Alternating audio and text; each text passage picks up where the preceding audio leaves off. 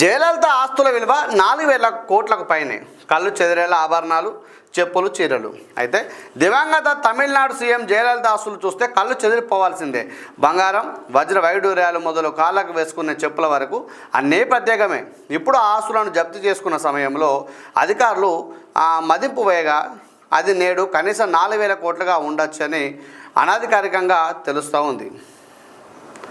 ఇక్కడ చూడొచ్చు, ఇంతకుముందు చెప్పినాను. అయితే జయలలిత ఆస్తుల విలువ అట 4,000 కోట్ల అట. అంటే చాలామంది చెప్తారు పోయేటప్పుడు తీసుకుపోయేది ఏముండదు, ఎంత సంపాదించుకున్నా అది మన వరకే ఉంటుంది తప్ప ఇంక ముందుకు పోదు. నీ ఆస్తి నీ పిల్లలు ఉంటాయి, నీ పిల్లలు అనుభవించవచ్చు, అనుభవించకపోవచ్చు. దానికి ఎవరు కూడా బాధ్యులు గారు, ఎవరు కూడా ఊహించలేము, ఎవరు కూడా ఇతను అనుభవిస్తారని చెప్పలేము కూడా. అటువంటి సందర్భం ఇక్కడ మీరు గమనించవచ్చు. జయలలిత ఆస్తుల విలువ 4,000 కోట్ల పైన ఉందట. ఆస్తులు మీరు గమనించవచ్చు. ఇక్కడ ఆస్తులను జప్తు చేసుకున్న సమయంలో వాటి మీద 913 కోట్లుగా అధికారులు ఒక లెక్క చెప్పినారు. కానీ అది 4,000 కోట్లుగా ఉండొచ్చు అని అనాధికారికంగా చెప్తా ఉన్నారు. అనాధికారికంగా 4,000 కోట్లు అంటారు. వారు సంపాదించిన సంపాదన ఎవరి కోసం వచ్చింది? ఇది ఇలా ఎంతగానో ఆస్తులు సంపాదించుకుని వారు ఏం పట్టుకపోయినారు? వారికి కూడా కుమారులు లేరు, వారికి ఎవరు లేరు కదా. ఎవరు తిన్నా బంధువులు, లేకపోతే గవర్నమెంట్ ప్రభుత్వం స్వాధీనం చేసుకుంది. అంత ఆస్తి కూడా పెట్టుకొని ఏమీ అంటే వ్యక్తిగతంగా వారు అనట్లేదు మిత్రులకు గుర్తుపెట్టుకుని. ఎవరైనా కూడా ఏదో ఆస్తి సంపాదించుకొని మాకు ఇన్ని డబ్బులు ఉన్నాయంటే ఎవరేం పట్టకపోరు. ఇక్కడ మేము చేసిన మంచి, మనం చనిపోయినప్పుడు కూడా నలుగురేం అయ్యాలి.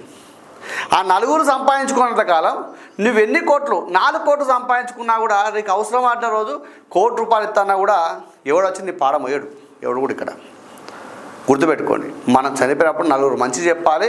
అరే గొప్పగా బతికిండు రాజులాగా, చాలా అద్భుతమైన మనిషిని చెప్పేటోడు కావాలి. చనిపోయినప్పుడు నలుగురు మోస్తుడు కావాలి. ఎంత సంపాదించుకుంటే ఏం లాభం, ఏం పట్టకపోతే ఏం లాభం? మీ ఇక్కడ గమనించి ఎంతోమంది చరిత్రలో ఎంతోమంది గొప్పవాళ్ళు ఏమీ పట్టకపోలేదు. మనం కేవలం జ్ఞానము 10 మందికి పంచాలి, మంచిని పంచండి. మీరు డబ్బులు పంచమంటే మా డబ్బులు పంచడం నువ్వేమని చెప్పడానికి అంటారు. అందుకే నేనేమంటే జ్ఞానాన్ని పంచండి. మీ యొక్క ఒక బిజినెస్ మ్యాన్ ఉంటాడు, గొప్ప వ్యక్తి అయిపోతాడు. ఇంకో వ్యక్తికి సహాయం చేయాలి. ఏమని? డబ్బుల సాయం కాదు, అవసరమైతే ఏమన్నా కొద్ది సాయం చేయవచ్చు, చేయకపోవచ్చు. కానీ మాట సాయం అంటాం. మాట సాయం అంటే ఏ విధంగా పైకి రావాలి, ఏ విధంగా మనం ముందుకు పోవాలి, ఏ విధంగా చేస్తే చరిత్రలో మనకంటే ఒక పేజీ ఉంటుందని చెప్పాల్సిన అవసరం ఉంటుంది. కాబట్టి తన తోటి వారిని కూడా ముందుకు తీసుకుపోయే విధంగా మంచిని ప్రోత్సహించాలని మేము కోరుతూ ఉన్నాం. అలాగే ఇంకొక విషయం తీసుకున్నట్టయితే ఇక్కడ నార్మల్గా మాట్లాడుతూ ఉంటే జయలలిత వారి ఆస్తులు హైదరాబాద్ చుట్టుపక్కల ప్రాంతాల్లో కూడా ఉన్నాయి, రకరకాలు ఎక్కడెక్కడ ఉన్నాయని చెప్పడం జరిగింది. సరే, ఎక్కడున్నా ఏమున్నా కూడా అది ప్రభుత్వం చెందింది. ప్రభుత్వం అంటే ప్రజల ఆస్తిగా పరిగణిస్తూ ఉన్నారు. ఇది శుభసూచకం. ఇంకెవరైతే తీసుకోలే కాబట్టి ఇది ఒక మంచి విషయం. ఇది